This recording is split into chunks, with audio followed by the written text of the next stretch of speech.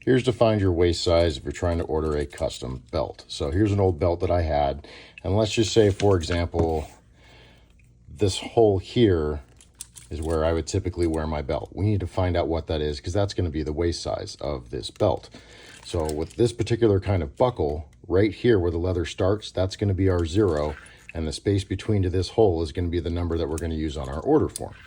So if you have one of these numbered mats or measuring mats, that's fantastic. If not, you can always use a measuring tape.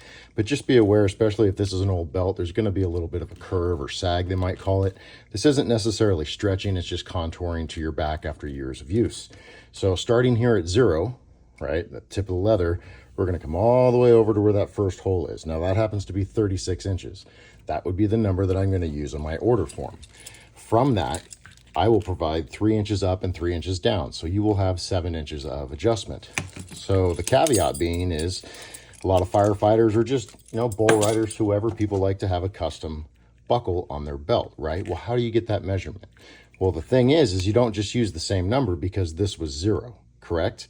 And that's where the belt connected. Well, now when you have a belt buckle and you put that on, see where the new male end is? That's a big difference. So that can be the difference of already having to go to the end of your belt's range or pretty close to it. So go ahead and put the buckle you currently have on your belt, come over, and this male prong is going to be your 0. Then you'll come on down with the measuring tape or whatever you have and measure to that hole.